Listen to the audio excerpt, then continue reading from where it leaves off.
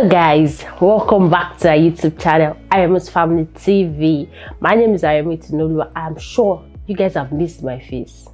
I've missed you people. I've missed just seeing you people.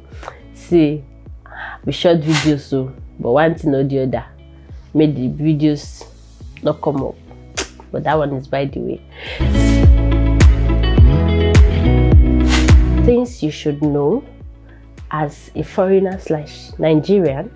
Yes, giving birth in the nation of Turkey. We all know that having children is a beautiful thing, and it's actually a very lovely one. Children are actually the heritage of the Lord, and the fruit of the womb is its reward. So having a child is something we actually treasure, and something that every married couple actually look forward to. Things you should know before and after giving birth, things that you should do when you have your baby in Turkey. So number one thing is you go for antenatal. You register for antenatal in a nearest hospital close to you, because you can't be living in one place and your hospital is very far to you. God forbid any unforeseen circumstances. Are you going to be rushed to that far distance? So look for a closest hospital to you. It might be a private hospital and it might be a government hospital. So you can ask around people that, oh, which hospital did you use? Which hospital can you actually prescribe for me as a person? You understand now? So you can ask from people that have been in Turkey, or because getting to Turkey, you know one or two people now. So you ask them, which hospital did you use? How was the facility? How was it like? And everything. So you register to an hospital nearest to you, so that for your conveniences, and you know that you go for your checkups regularly. Unlike in Nigeria, fine, I did have my baby in Nigeria. I had my baby here, but unlike in Nigeria, from people that I heard from, they go for checkups, I think almost 2 weeks. Here, we go for checkup once in a month. That's when you have your appointment with your doctor, and you go for it once in a month. And that once in a month, they run a general checkup and they give you they scan the baby. Unlike Nigeria, that to go for the scan, for the scan, I think you pay another amount of money. So that is the difference. But here they do a general scan and everything, and about the baby and that of the mother. They check your weight, they check, then if you have any complaint, they would the doctor would tell you what to do, and they check the baby's weight, if the baby is gaining weight and all. And I would advise, please go to a hospital that has a doctor that speaks English, because if you go to an hospital that they just speak Turkish, you're going to have problem, because they'll be speaking what you don't understand, and even if you say you want to use Google Translate, you might not actually detect the meaning of what they are saying. So I would advise, go to an hospital that they speak English. Register in an hospital that they speak English, that you have an English speaking doctor that can understand whatever you are going through. Secondly, for every checkups that you go for, please take money along. Please and please, so that you not be stranded. Because just to see the doctor, you pay a fee. Then maybe after seeing the doctor, maybe he has checked the baby, has scanned the baby, and he might just tell you that you need to do this test. So, and these people's test there, it's not always funny. So please always ensure that you take an extra cash with you when you are going for your appointment in the hospital. So God blessing us, and the journey of 9 months is actually over. The day of delivery, like contraction and all, what you should, after your hospital bag, please and please make sure that if you have if all the printed scans of the baby that they've printed for you, make sure you have them with you. your residence permit, the money and everything that you would need, put them in your hospital bag, because those things will be required of you when you get to the hospital. Even despite the fact you've been using the hospital, they'll still require all those informations they've given you before, so that they will know your history on how you've been with the baby. So that is by the way. So now, after you've had your bundle of joy, everybody's happy, my baby's here, yes.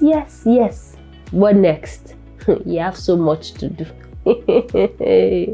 So after having your baby, they do checkups upon checkups. They'll come and take the baby, check the ear, check the eyes, check them out, because this place, they run so much checkups on the baby, like so much that you'll be like, I just give birth now, let this baby rest. But it's actually the best, so that they'll be able to dictate if anything is actually wrong with that child. So they run several checkups, and after that checkup, you'll be told to go home.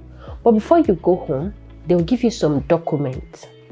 Please keep those documents very well, like the birth weight, how many weeks you give birth to the baby, the doctor that helped you, the details like that, and it's going to be signed and stamped. Yes, they shall give you those documents. So then they'll give you a birth certificate. Yes, I remembered.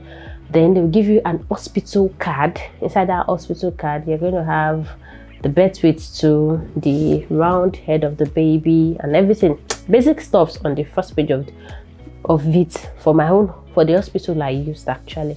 So when they give you those documents, please keep them very well. So they'll ask you, for my hospital, they asked me to come back on the 3rd day. I can remember vividly.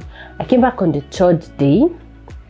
So that 3rd day, they took the thumbprint of our legs and I think of our hands, because what they will do is when you just come for that checkup, they'll take your baby from you, they'll take her to the room, take her. What I just noticed was there was like a plaster at the wool on her leg, so they'll use that to take a thumbprint, and they'll give her immunization. Yes, immunization. I've forgotten the name of the first immunization, but they'll give her immunization on the 3rd day. So after that 3rd day, some people, this leg identification or something, they do it on the 7th day. Some people on the 3rd day. So it depends on when your hospital asks you to come, you do that. So after which, on the 7th day, I think that should be the naming ceremony day,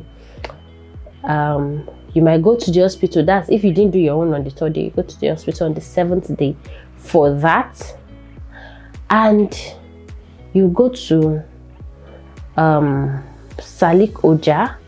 Salik Oja is like, let's say, like an hospital, not a big hospital, but like an environment hospital where you can take immunization, and where you can maybe the child is ill briefly, or even as an adult you are ill briefly and it's not serious. It's somewhere you can quickly run to, and they write you drugs. You meet doctors there. Doctors also are there, so you can complain to them and they will attend to you. That's Salikoja. So you go there on the 7th day to register, because that's where you'll be collecting your immunization. So, and there is something also that is very, very important. We call it nüfus in Turkey. That nüfus is like the registration of somebody, that is both adult and babies. So even as an adult, you register yourself nüfus. So it's just like your biodata being entered into the system of Turkey. So you take that child to nüfus for registration on or before the 30th day. That's on or before 1 month of delivery. For me, I used to advise in between the 1st week, 2nd week, you do what you want to do in time, so that you don't have problem, because what they call Turkey is delay is denial. If you delay in what you're supposed to be fast about, you're going to be denied. So it's better you are fast about whatever you need to do. You don't delay in anything, especially when it comes to children. So within the first 7 days, or let's just say within the first 1 month, you take those documents that you were given in the hospital, you take them to the nufus to enter the biodata of your child. That is the names you want your child to bear. Abi, if you've had names already, you just take it there and they enter it into their system. So they are going to print out like a slip for you that will contain the child's name, the father's name, the father's name, the mother's name, and they'll sign and stamp. They will give you those ones too. All them, very important. But please always know that whatever documents that you are submitting, always have original with you. Everything that you'll be submitting to them should be photocopied, so that you have something to hold on to. So always have original with you, photocopy, and give it to them. So you take the nufus document, you take them back home, and you can rest. You can take your time. The next process that is important is getting Nigerian passport. And we cannot get Nigerian passport in Istanbul here, except you go to the capital, which is Ankara. That is where Nigerian embassy is. So you have to start preparing to travel to Ankara. Traveling to Ankara from Istanbul is, I think, an hour 30 minutes, or I think an hour 30 minutes or 45 minutes. I can't even remember. By flight. It's not, I think, 45 minutes by flight. I can't remember. Sorry, it's been some time. Then by road, I remember that one is 7 hours or so. Yeah, 7 hours. Then by train is 4 to 5 hours. So it now depends on the one that you want to take. But we should always remember that by air, it's fast but more expensive. I actually went by air then. Yeah, I went by air. So you prepare your mind that you want to go to Ankara.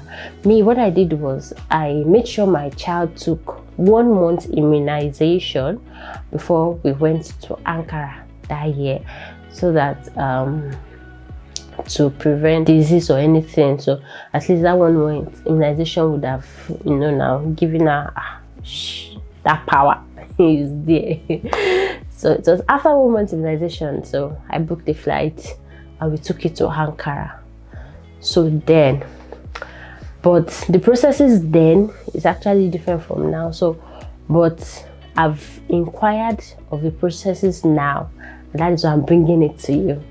So before you leave Istanbul, please get the following documents, or wherever you are to Ankara, get the following documents available. The passport of the baby, that is passport photograph of the baby. You need 4 copies of it. You need $150 for the passport, $150 for the passport. You need the data page of the father and the mother, that is your passport, the front page. You photocopy father side and mother side, you take them along. Then you would need nufus. You photocopy that nufus too, photocopy it, take it along. And if you actually want to collect that passport that day, that is, you don't want to go back to Ankara again to collect any passport, that you want to collect it that day, you take extra $100 for same day delivery. But if you can go back to Ankara, then you don't need extra $100. You understand? But if you cannot go through that stress or anything, just hold your extra $100 in your pocket. That is for fast delivery. But if you can go back home, there's no problem. So they said that you're going to take the nufus of that child. When you get to Ankara, there's you walk like maybe 2 minutes from the embassy. They said there's a window. You give them there, and they translate it from Turkish to English and notarize it for you. They said that will cost you 50 TL, and you will take 100 TL extra too for administrative fees. So those are the things you are going to be needing. You're going to be needing 4 passport photographs, $150, 100 TL administrative fees, 50 TL for the notarization and I think translation, the data page of both the father and the mother. Those are the things you are going to need for the passport, that is passport of your child. So Nigerian passport of your child. So that those are the basic things, yes, and they are going to do capturing for that child. And if you want it immediately, they'll give it immediately, and if you can wait, in 1 week, 2 weeks time, they'll call you that the passport is available, that you can come pick it up. So those are the basic things that you should know when giving birth in Turkey. So after getting your Nigerian passport, after which you apply for the child's residence permit.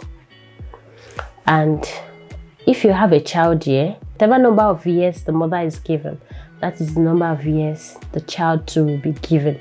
So assuming the mom is given 2 years, the child will be given 2 years. Assuming the mom is given 6 months, the child will be given 6 months. So that is how it runs. So you apply for the child's residence permit immediately before that child clocks 6 months, because if you the more you delay, the more maybe you might be denied. So the earlier the better. So you don't delay things. You do not delay things at all, especially when you give birth here. You do what you need to do in time. So another thing that you might be bothered about is circumcision. Maybe if you have a male child, you might be thinking about where to circumcise that child. It's actually, Turkish don't really circumcise their child until the child is grown up, unlike in Nigeria where we come from, that they circumcise child very, very early. Like I think on the 8th day, maybe 7th day, they've circumcised the child. But in Turkey, they take a long time. So you have to look for a place where they do circumcision. You have to ask people that have given birth here that, where did you do your circumcision? How was it like? And everything, so that you can know the procedure. And you know, you have to be bothered about how much you're going to pay for that circumcision, because it comes with a cost. I think now it's more expensive, maybe like 1,000 or 1,500, depends on where you're doing. 1,000 lira or 1,005 lira to circumcise child. And for if it's a girl child, you'll be bothered about piercing, yes, because they don't pierce their children here also. So it's another struggle for the piercing. For my own child now, I was lucky to have someone that pierced her ear for her. I think on the 3rd day after delivery, my baby's ear had been pierced then. But to find someone that will pierce, sometimes some people can take a month, because they will be like, that baby is so small. Because Turkish people don't like children crying. They don't like it at all. So they don't like children crying, or they should be in pain. They don't like it. So they don't do those things because they feel that it's going to pain them, it's going to make them have discomfort and all that. So those are the basic things I feel we should know about giving birth in Turkey. So if you are actually a parent in Turkey and maybe I omitted something, please drop them down in the comment section. And if you want to know more things, or you want us to bring it on again, drop it down in the comment section. Thank you so much for watching to this episode. My name remains Aremi Tunolua. See you in our next video. Bye.